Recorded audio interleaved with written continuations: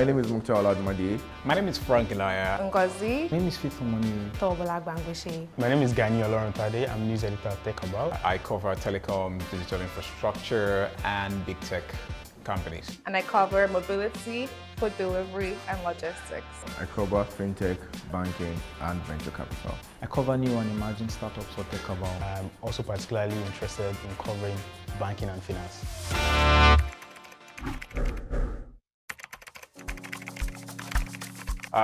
There is the fiber optic story looking at the 90,000 kilometer fiber project by the Minister of Communication, Innovation and Digital Economy, that is Bosun Tijani. I'm going to say I enjoyed covering the Child X stories about their venture into advertising.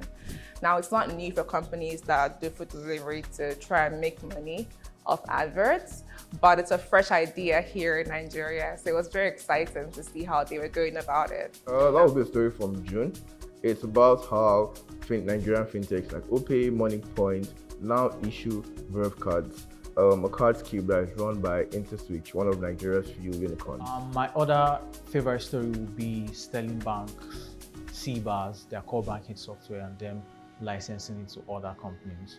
I particularly like the story because it was part of a team-wide effort on core banking migration. My favorite thesis story that I worked on is a consumer tech story on Jumperpass. Jumperpass is a self-payment checkout platform, that helps reduce queues in supermarkets and malls.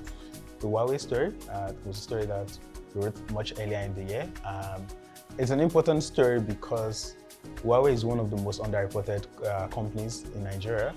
And it's a critical part of the telco market and also the enterprise market, and one of the biggest players. We don't really see a lot of coverage. So a story that essentially looks at the journey of the company from where they entered the Nigerian market and how it was able to rise to the top, if I can put it that way.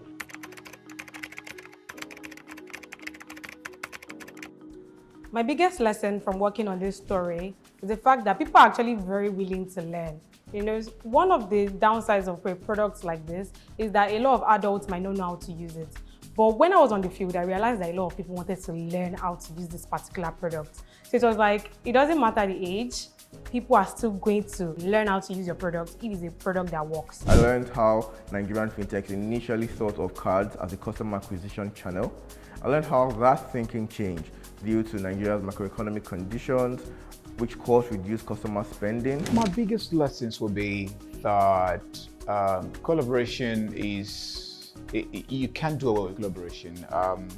There's just something that happens when a lot of people come together, bring different ideas concerning the story. I enjoyed talking to the people. People in the ecosystem are really, really smart people. And I learned a lot talking to several people, and learning is very fun.